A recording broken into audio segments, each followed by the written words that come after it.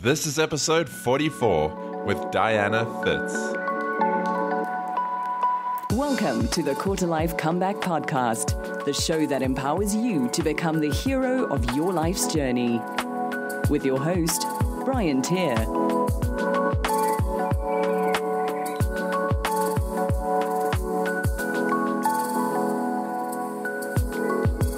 What is up, Quarter Lifers? Welcome back to the Quarter Life Comeback Podcast, the place to be if you're looking to create an extraordinary life in your 20s. And today I am really excited to be bringing you the first episode of 2017. It's a new year full of new opportunities, and I'm really excited about it, and I hope you are too. Now, for this episode, I decided to do something a little different. And if you've been listening to the show for quite a while, you'll remember we interviewed a girl by the name of Diana Fitz in episode 7, which I'll hook up in the show notes. And we spoke about how to live a life with no limits and go about goal setting in a smarter way. Now, with the new year upon us, I thought it would be a cool idea to rerun that episode as we set off into 2017. This is partially so I could enjoy my holiday without having to create new content, but also because with 44 interviews already behind us, many of you might have missed some of those earlier episodes. So if you did hear this one, it can't hurt to be reminded of some goal-setting goodness again as we dream up some of our New Year's resolutions. Just a bit of background on Diana. Having always wanted to be a writer, she realized that at 25, she'd still not taken any action towards her dreams, and that all the goals she set for herself might not be achieved. Sound familiar? It sure does for me. Now, Diana has since gone on to write 2 books, and she now helps others in their 20s set and achieve their own goals and stay focused on the task at hand. Now, in this episode, you're going to learn where to draw the line between wanting more and feeling ungrateful for what we already have, how to balance a ton of commitments, the light at the end of the tunnel strategy for beating procrastination, how to design an environment that allows you to focus, 3 common mistakes people make when trying to focus on a task, and how to deal with the what now feeling after achieving your goals. Now, as always, you can get the links and resources we mentioned in this episode at briantier.com/044. But I think for now, let's go hang out with Diana.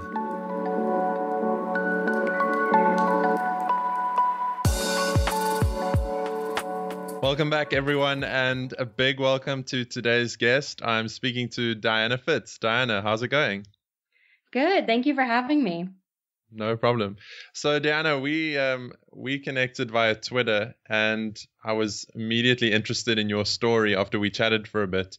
So I was wondering if you could take us through your quarter life years and just let everybody get a better idea of what those looked like for you and what you went through at that stage. Yeah, definitely. So I'm proud to say that I think I'm still in my quarter life crisis, but it has been a really enjoyable experience, actually. I think some of the best years of my life so far. It's really been motivating for me. I currently am in graduate school, getting my master's degree in occupational therapy, working part-time and, trying to maintain a life and figure out what I'm doing next. And so about a couple of years ago, as I was doing this, I envisioned what my life would look like in the future, and I was like, yeah, I'm happy with that. That's going to be okay. That's great. And to me in my head, I said, that sounds a lot like settling. And I don't know if I'm okay with settling. I'm very lucky to have access to an education and to means of supporting myself. And, I'm very grateful for those things. But I felt like there was more I could be doing. And as I was approaching 25, I started thinking, well, ever since I could remember, I wanted to be a writer. And here I am at 25, and I still haven't done that yet. And why hasn't that happened? And how can I really call myself as an aspiring writer and not have actually taken action on that? So, I decided I didn't want to settle for a 9-to-5 job. I didn't want to hit 25 and say that I didn't fulfill my, childhood dreams of becoming a writer. So I decided it was time to take action on that. And I panicked for a little while, and that panic turned into motivation. So that's when I started writing Your Focus Formula, which is a lot about productivity and staying focused. And I really wrote about the strategies I was using to get, to write a book while full-time grad school, working a job, training for a marathon, and trying to balance the rest of my life. So that was really just, what do I know the most about? What am I currently struggling with? Let me write that and see if I can help others that are in that same place. And it's really grown from there. What started as kind of a bucket list of like, gosh, I just need to get this done by 25 because otherwise I'm letting my childhood self down, to, wow, I can really change what my life is going to be. I don't need to settle. I can make my life exactly what I want it to be. I just need to, work a little bit harder, which has been really fun. So I've really enjoyed it. It's been quite a surprise to me, what kind of how I could reshape the idea of crisis into something really, really meaningful for my life. So. Oh man, that's so awesome. Something that came up for me that I want to touch on is, so right in the beginning, you spoke about a vision and realizing you didn't want to settle. And I definitely experienced that myself. And I think a lot of people listening will probably relate to that. But then think, like, where do we draw the line between, or distinguish between, wanting more and feeling ungrateful for what we already have? Yeah, I think that's something that's really important. And I've noticed this a lot in a lot of my friends that are going through similar quarter life crisis type moments.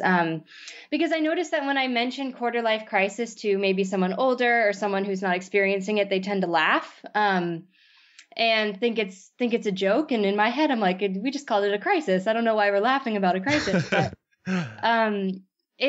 I think because the quarter life crisis kind of manifests itself as success. And a lot of the people that are struggling with these things are, have jobs and are pursuing things that on the surface anyone would be really grateful to have. And so I think there's a lot of guilt that comes with not being grateful for those things. And I don't think wanting more implies ungratefulness. And that's something that I really have struggled with. I think there is a fine line between, I'm going to push for more, but I'm not going to, take other people down while I'm doing it, or I'm not going to not be appreciative of what I already have.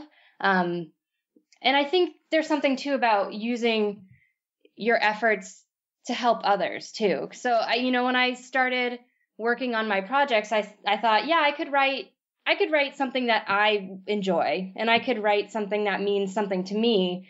But I think what would be most beneficial is if I write something that would be of use to others. And so that's kind of how I justified it, and helped myself not feel guilty about it, because I did have a good life going for me. And to feel like I was in this place of wanting more, it was really helpful to know that by striving for more, I would be also helping others.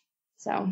Yeah, that's awesome. So were you working a typical 9 to 5 when you had this realization?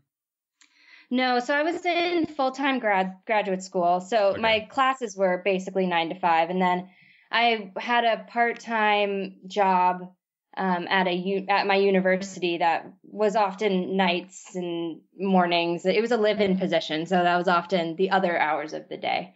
So, I would generally wake up pretty early, go for a run, write for about an hour, go to class till 5, and then do my job until about 10 p.m.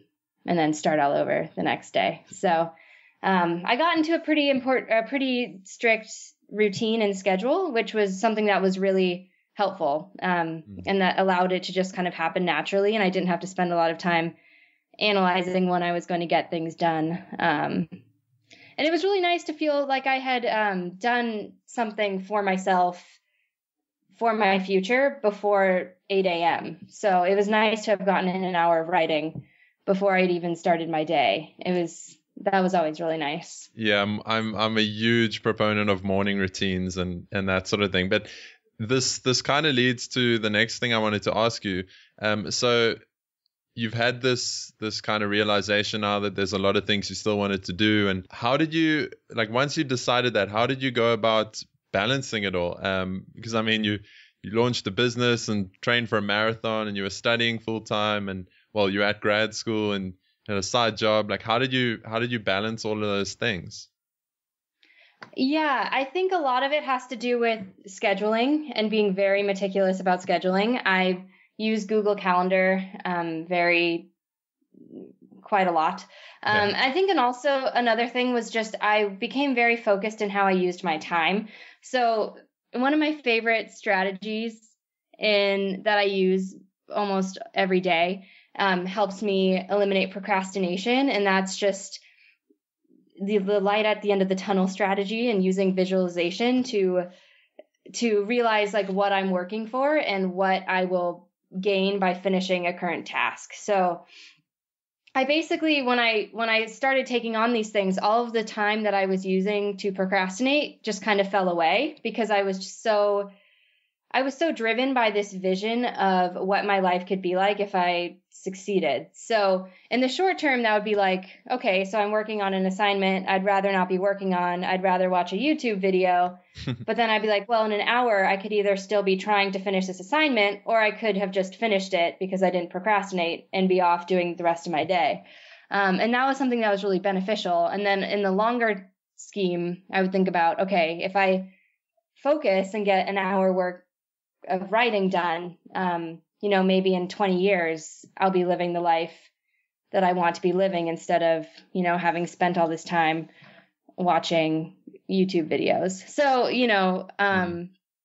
I think that was what was really important. I became a lot more intentional about how I used my time through scheduling. And then I also there was no reason for me to procrastinate. Like, my dreams were just so streamlined at that point. What I wanted was so streamlined, and my time was so limited that procrastination just kind of fell away, which was really helpful. So that's kind of how I balanced it. And there was some sacrificing that needed to happen in that too. I had to give up, I couldn't go to every single party that I was invited to, and I couldn't, watch every television show that I used to. But, I think there are still room for those things, and I managed to still include those.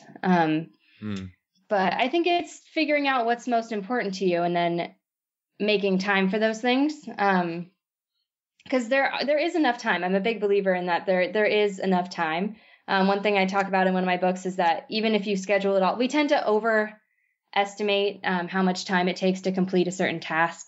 But if you actually calculate the number of hours we have in a week, even the most busy person has about 19 free hours a week that they could be allocating however they would like to. And 19 hours a week is enough to, start a business or pursue a side project. So totally. Once I did the math, it helped my brain make sense of the fact that it was possible. And it was. So, yeah.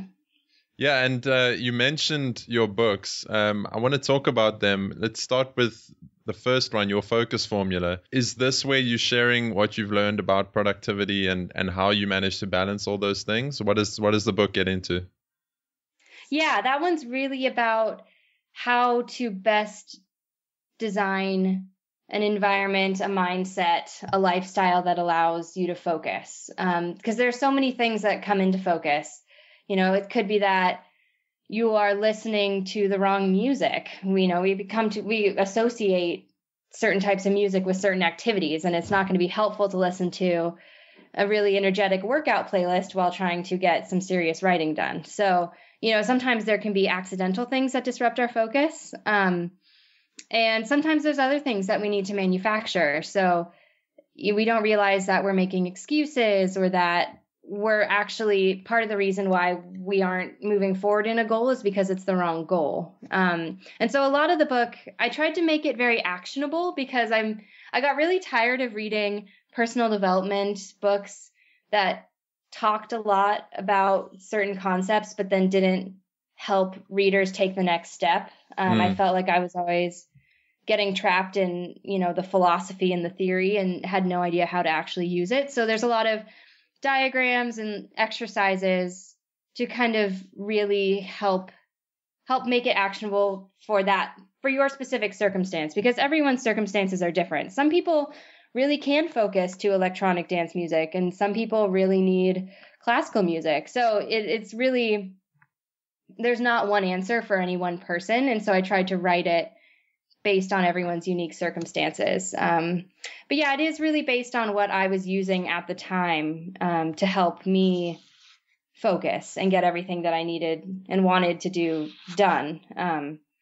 And to do so in a way that I enjoyed. There's a lot of strategies in here about, how do we increase our motivation without becoming anxious about it? So I think there's a really fine line between being motivated and being anxious about achieving goals. And so I think that takes a lot of awareness, but also just some careful planning. And so there's steps in there about, what is this task you're trying to get done? Are you leaving yourself enough time for it?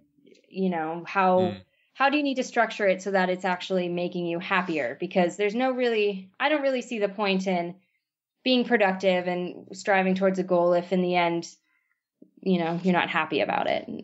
The point of goals is to, create a life that we enjoy and we are proud of, and anxiety doesn't do that. So.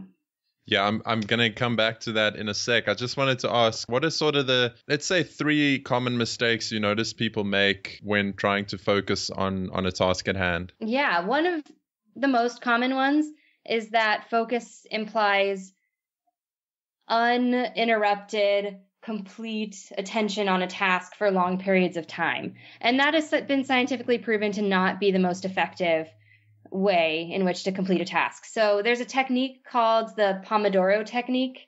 It's become pretty famous now. And that includes working on a task for 25 minutes, taking a 5-minute break, working for another 25 minutes, 5-minute break, for as long as needed to complete a task. And what that does is it allows the brain to realize that there's a light at the end of the tunnel and that there's a reward coming. So, you can let yourself do whatever you want in that 5 minutes. That's your brain's time to turn off, do whatever it needs to do. So it's a lot easier to focus for 25 minutes. And 25 minutes is such a short amount of time that it's kind of easy to trick yourself into being super productive in that amount of time. So I think part of the problems with focus is we sit down and we say, okay, I'm going to focus for 4 hours straight, and I'm not going to check my email once. And then, within 10 minutes, we are bored and not paying attention. So I think cutting ourselves some slack when it comes to the amount of time in which our focus is able to sustain itself. I think that is one of the biggest myths around focus. I think a second one is that we often don't relate a task to the bigger picture of our goals or our lives. So even something as simple as going grocery shopping can relate to a larger story of what you want for your life. So say, for example, I have a family and I know that I have to go to the grocery store, but I just can't get myself out the door, and I'm, just putting around my house doing other things. Going to the grocery store is really important for my personal values in regards to being able to provide for my family and creating home cooked meals that make them healthy and happy and spending time with them at the dinner table. And it can relate back to my bigger goal of creating a family life that I enjoy. And I think that is useful from anything from completing our taxes to, doing our school assignments. How does that one little task relate to the bigger picture? Because I think it's really easy to get tunnel vision in regards to, I'm so bored right now in this moment. Yeah, not everything we do is really meaningful, even if the overall goal is meaningful. But how can we link our meaningful goals back to the mundane tasks that are sometimes required to be successful? So I think those are some of the biggest hiccups I see in regards to maintaining focus. Cool. And yeah, I love the Pomodoro technique. I've experimented with different sort of work and rest breaks. I did 25-5 for a while, but I found it a little bit too short. So at the moment I'm doing like 50-10, which is still great because every hour I'm getting up and moving and stretching my legs, filling up my water bottle. I think especially when you're running like a laptop-based business, it can be easy to sit at your laptop for like 6 hours in a row and not move around. And next thing you realize, it's like the whole day has gone by and you've just been sitting at a desk. So yeah, I think it's about like experimenting with sort of a ratio that works for you, but definitely getting up and moving regularly. Sometimes it depends on the task, because if sometimes 25-5 will work if you're trying to complete forms or file papers, but 50-10 might work if you're trying to write an essay or you're in flow state for some kind of other thing. So sometimes it can depend from person to person, but then also from task to task too. Yeah. So definitely. Cool. Now we mentioned goal setting and working towards a bigger vision. I know from experience this has happened to me, and for people listening, I'm sure they've experienced it too. But is it just about setting a goal and going for it full speed, or does it go further than that? The reason I ask is, often we achieve something that we set out to achieve, and then you get this feeling like, is that it? Is that what I wanted to feel like? And it's almost like an anticlimax. So how do we deal with those feelings that can pop up? Yeah, and I think that's a huge problem and something I'm seeing a lot in people our age. One of the things that I'm really passionate about is turning goals into habits. And Gretchen Rubin writes amazing things about habits and how to create meaningful habits. So she's definitely someone to look into if you are interested in this. But I think the difference between having a goal and a habit is that a goal is a one-time thing. I'm very focused on achieving this one thing. It's going to be amazing. And then you achieve it, and then it's like starting back at zero. And maybe it's not. Actually, it's just that it feels that way because, we haven't done the planning to make it a sustainable part of our lives.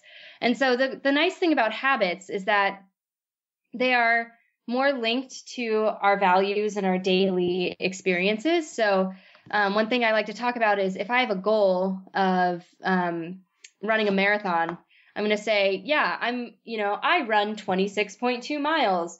And that's a goal, as opposed to a habit might be something like I'm a runner. I like to run. It says more about who I am and my identity.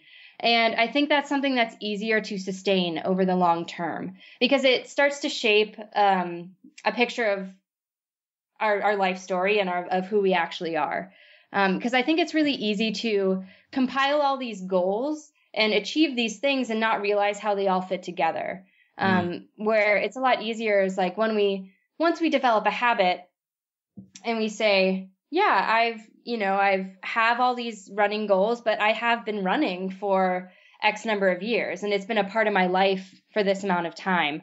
It makes a lot more sense to then have, there's somewhere to go once I achieve a goal in relation to running. It's not like I'm just suddenly going to ditch running and not know what I'm going to do with the rest of my life. And I think that pertains to jobs. I think sometimes if we want a promotion, we focus so hard on that promotion and we say, I'm going to, arrive to work early every day and I'm going to work on this project until it's perfect. And we're burnt out by the time we get that promotion. And it's also something external to us. That promotion is external.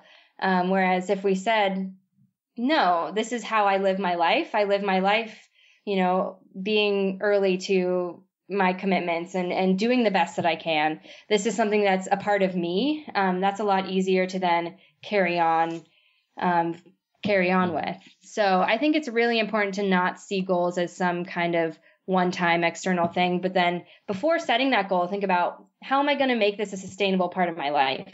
And if there's no desire to make it a sustainable part of your life, then maybe you shouldn't be setting that goal in the first place.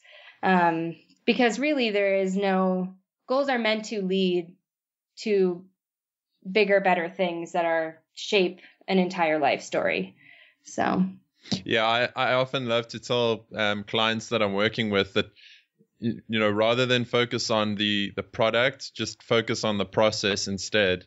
And keep breaking it down. Like, what do I need to do next? What's the next small step? And like most often the product comes as a result without really focusing on it. Exactly.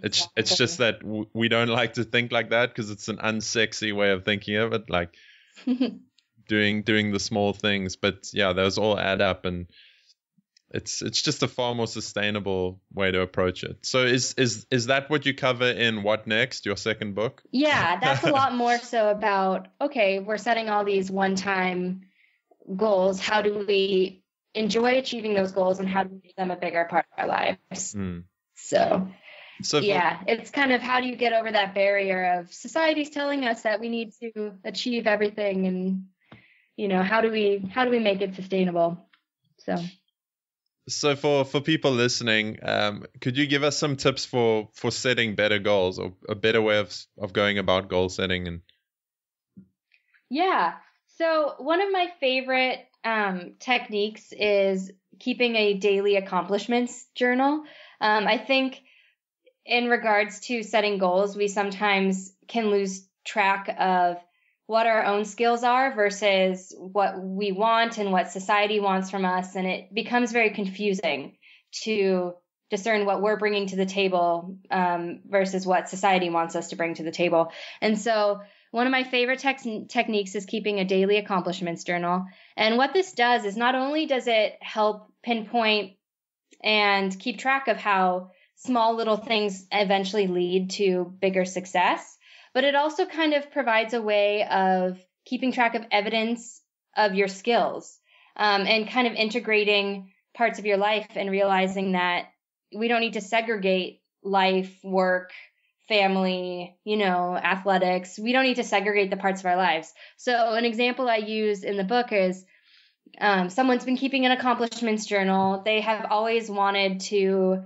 be a part of a theater production for their community, but they believe that they don't have any skills in theater, that they could never get up in front of a number of people and perform.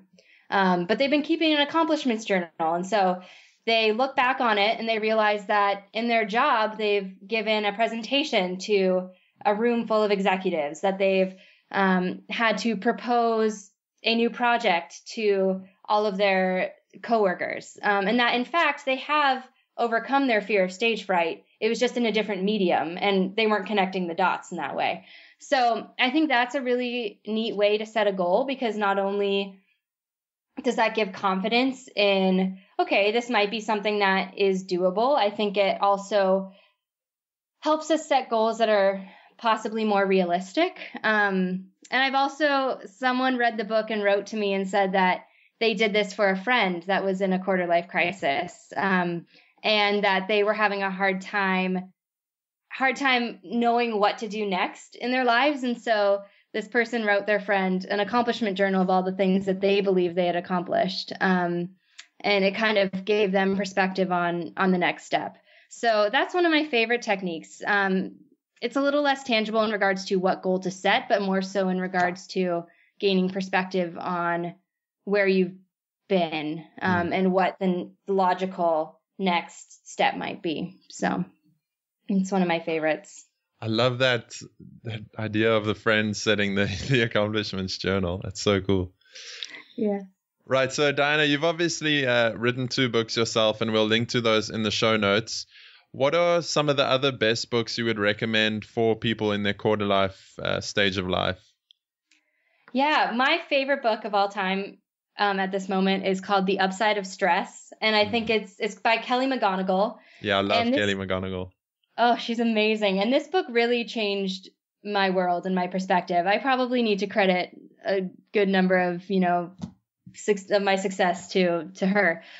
She really talks about how stress is a motivator, and how if we reframe the way we think about stress, that it can be used to drive our projects and drive our success. And it really just kind of lit a fire in me. And I stopped feeling so anxious about my stress. It was kind of like a switch was flipped. when I read her work about it. And she's also one of those writers that does a really good job of making it actionable. So she'll talk about the science behind stress and how it can be beneficial to someone. And then she'll say how you can do it yourself in your own life. And so it's stuff that I've been using with people I know, and it's been really beneficial not only to me, but to other people. So I think for anyone that's feeling really stressed out about their crisis, it's a pretty powerful book. So The Upside of Stress is definitely my biggest recommendation. Yeah, she's actually, I've actually got her on a sort of a dream list of people I'd love to interview. So Kelly, if you're listening, I'm coming for you.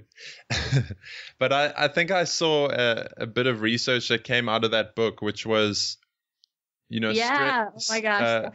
It was like stress is only a negative thing if we perceive it to be a negative thing, but it can be a positive energy source if that's how we see it. Yeah, definitely. And they've done scientific research on it. So, if you're the type of person that needs to have the science to back something up, then this is the book for you, because it's pretty crazy what the science is saying about how perceptions of stress can really impact biology and how we react to it. So it's pretty amazing stuff.